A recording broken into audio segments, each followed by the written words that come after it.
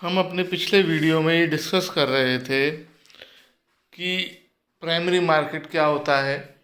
हमने डिस्कस किया था कि प्राइमरी मार्केट वो मार्केट होता है जहाँ पर सिक्योरिटीज़ पहली बार मार्केट में कोई भी ऑर्गेनाइजेशन इशू करता है, वो प्राइमरी मार्केट है। क्योंकि प्राइमरी मार्केट जो है वो कैपिटल मार्केट का पार्ट है, तो यहाँ पर सिर्फ लॉन्ग टर्म सिक्योरिटीज़ की बात हो रही है, ये बात ध्यान रखनी है। और क्योंकि यहाँ पर सिक्योरिटीज़ फर्स्ट टाइम इशू की जाती हैं, तो इस मार्केट का नाम न्यू इशू मार्केट भी है। अब मार्केट में सिक्योरिटीज़ कैसे इशू की जाती हैं, क्या तरीका है मार्केट में सिक्योरिटीज़ इशू करने का प्राइमरी मार्केट में। तो इसे प्राइमरी मार्केट में जो सिक्योरिटी इशू की जाती हैं उसे फ्लोटेशन मेथड्स भी कहते हैं। ये अलग सा नाम है, तो बच्चे कंफ्यूज हो जाते हैं कि ये क्या पूछ लिया। How new securities are issued in the market, या फिर मेथड्स ऑफ फ्लोटेशन, एक ही बात है। तो क्या मेथड्स ऑफ फ्लोटेशन है? पहला है ऑफर थ्रू प्रोस्पेक्टस। ये सबसे कॉमन मेथड है जो अब तक हम पहले भी पढ़ चुके हैं। 11वीं क्लास में हमने थ्योरी में कैपिटल सब्सक्रिप्शन पढ़ा था। यहाँ पर एक डॉक्यूमेंट इशू किया जाता है जिसे प्रोस्पेक्टस कहते हैं, जो सेबी के अप्रूवल लेने के बाद मार्केट में इशू किया जाता है, जिसे जो एक डॉक्यूमेंट है, रिटन डॉक्यूमेंट, जिसमें कंपनी के बारे में वेरियस इन्फॉर्मेशन दी जाती है और बताया जाता है कि हम अपने सिक्योरिटीज़ बेचना चाहते हैं। तो जो इंटरेस्टेड पर्सन होते हैं, इन्वेस्टर्स होते हैं, वो जो एप्लीकेशन फॉर्म भरते हैं और साथ में पैसा भेजते हैं कि मैं इतने इतनी शेयर्स हूँ, डिबेंचर्स हूँ, ख़रीदना चाहता हूँ। इसमें पब्लिक और फिर ये एड्स मैगजीन्स में, न्यूज़पेपर में, इंटरनेट पे, ईमेल्स के थ्रू भी दिया जा सकता है। और बहुत सारे कंटेंट्स होते हैं प्रोस्पेक्टस में। तो ये इसका एक तरीका है। लास्ट ईयर हमने इसी तरीके को पढ़ा है कि, और इसमें ये भी होता है कि मिनिमम 90% अगर सब्सक्रिप्शन नहीं मिलता है तो हम शेयर्स या डिबेंचर्स अलॉट नहीं कर सकते, सिक्योरिटीज़ अलॉट नहीं कर सकते। सबसे कॉमन मेथड पहले यही चलता आया था, आज की डेट में नहीं चलता। आज की डेट में क्या चलता है अभी हम डिस्कस करेंगे। तो सबसे पहला मेथड है, सबसे सिंपल, ऑफर थ्रू प्रोस्पेक्टस। हम एक प्रोस्पेक्टस इशू करते हैं जिसमें कंपनी की पूरी जानकारी और जो हमने इशू किया है उसकी पूरी जानकारी होती है कि आप कैसे कैसे खरीद सकते हैं। कंपनी की भी जानकारी होती है कि ताकि आप डिसीजन ले सकें कि कंपनी में इन्वेस्ट किया जाए या ना इन्वेस्ट किया जाए। दूसरा है ऑफर फॉर सेल। इसमें क्या होता है कि हम डायरेक्टली पब्लिक को शेयर नहीं बेचते हैं, डायरेक्टली पब्लिक को सिक्योरिटीज़ नहीं बेचते हैं। हम अपनी सिक्योरिटीज़ इनडायरेक्टली पब्लिक तक पहुंचाते हैं। हम इंटरमीडियरीज़ को, जो हमारे बीच में जो जैसे होलसेल रिटेलर होते थे गुड्स के केस में, ऐसे ही यहाँ पर इशूइंग हाउसेज होते हैं, ब्रोकर्स होते हैं। हम लार्ज क्वांटिटी में शेयर्स उनको दे देते हैं और वो पब्लिक को सेल करके पैसा हमें दे देते हैं, या ये कहो वो पैसा हमें पहले से दे देते हैं और फिर वो पब्लिक को सेल करते रहते हैं।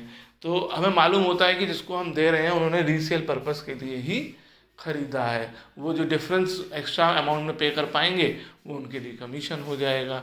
तो इसमें हमें एक एक करके अलॉट करने की ज़रूरत नहीं होती है, जो पहले वाले मेथड में था कि जिसने जितने शेयर मांगे उसको उतने दिए।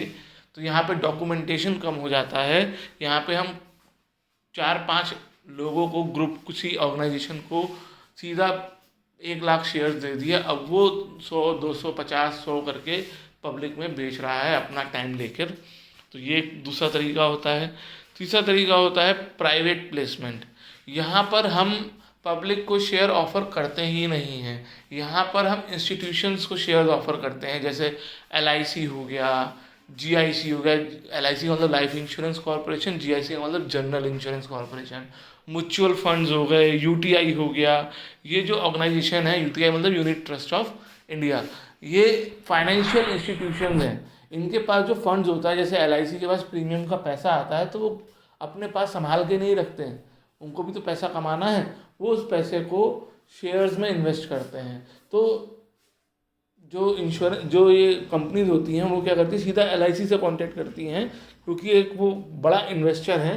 वो 100-200 शेयर नहीं खरीदेंगे, वो जब भी खरीदेंगे 50,000 1 लाख शेयर खरीदेंगे, तो सीधा उनको वो शेयर्स ऑफर कर दिए जाते हैं पूरे पूरे इंस्टीट्यूशंस को, सिलेक्टेड पर्सनस या वर्ड यूज़ किया जाता है इंस्टीट्यूशनल इन्वेस्टर्स को।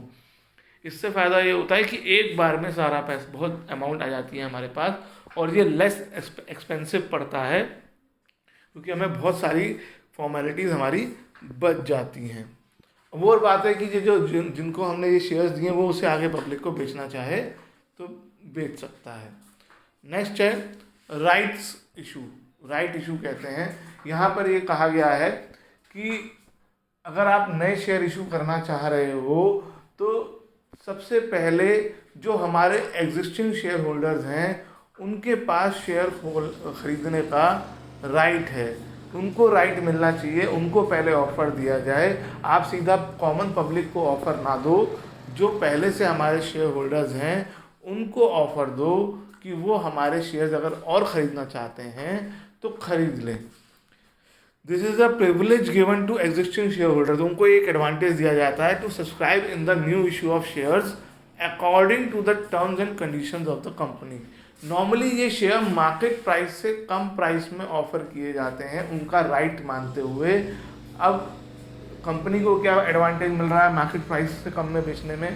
कंपनी को ये एडवांटेज मिलता है कि कंपनी जो है क्या कहते हैं, बहुत सारे डॉक्यूमेंटेशन से बच जाती है, क्योंकि इस बार इनको उन्हीं शेयर होल्डर्स को शेयर अलॉट करने हैं जो उनके पास पहले से रजिस्टर्ड है, तो डॉक्यूमेंटेशन बहुत कम हो जाता है।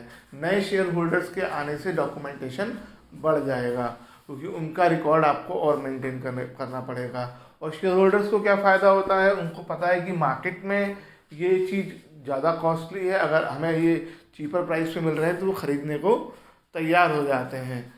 ठीक है, the share holders are offered the right to buy new shares. अब ये एक इम्पॉर्टेंट चीज़ है, in proportion to the number of shares they already possesses. यहाँ पर ऐसा नहीं होता है कि कितने भी शेयर उनको मिल जाएं, एक प्रपोर्शन में, एक रेशो में उनको दिया जाता है, जैसे 4:1। तो हर 4 शेयर के बदले उनको 1 शेयर मिलेगा। अगर उनके पास 40 शेयर है तो वो 10 शेयर खरीद सकते हैं, 10 से ज़्यादा नहीं खरीद सकते, कम खरीद सकते हैं। उनको एक प्रपोर्शन में शेयर्स खरीदने की परमिशन होगी, ताकि ये ना हो कि एक ही जना सारे अपने राइट्स का फ़ायदा उठा ले और बाकी लोग पीछे रह जाएं। तो सबको एक रेशो में दिया जाता है कि आप, वो रेशो कंपनी डिसाइड करती है। कई बार वो 1:1 भी हो सकता है कि 1 के बदले 1, 1:2 भी हो सकता है कि 1 के बदले 2, 10:1 हो सकता है 10 के बदले 1। अगर आपके पास 10 शेयर है तो आपको 1 ऑफर होगा, अगर आपके पास 20 हैं तो आपको 2 खरीद सकते हो आप। तो ये राइट शेयर्स हैं जहाँ पर एग्जिस्टिंग शेयर होल्डर्स को ये राइट दिया जाता है कि वो हमारी कंपनी के शेयर खरीद सकें, और वो जनरली नॉर्मली मार्केट प्राइस से कम प्राइस में अवेलेबल होते हैं। वो जो डिफरेंस होता है वही उनकी राइट की अमाउंट होती है। अब लास्ट और लेटेस्ट जो सबसे कॉमनली चल रहा है वो है IPOs। IPO मतलब इनिशियल पब्लिक ऑफर, यानी पहली बार जब पब्लिक को ऑफ़र किया जाता है। वैसे तो पिछले चारों सबसे पहली बार पब्लिक को ही ऑफ़र किए जा रहे हैं, लेकिन ये जो पॉइंट हम पढ़ने जा रहे हैं ये चारों, ये पहले 3 का आप कह सकते हो कि रिप्लेसमेंट है। अब आज की डेट में सब कुछ ऑनलाइन होता है, कुछ भी कागज़ों से नहीं होता है।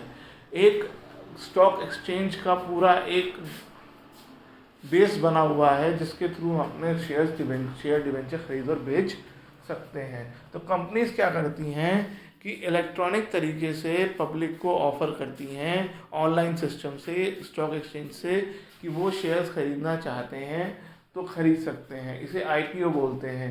आए दिन कोई ना कोई नई कंपनी अपने IPOs लाती है। IPO लाने का मतलब, अगर वो कह रही है कि IPO ला रही है, इसका मतलब वो नए शेयर्स इशू कर रही है।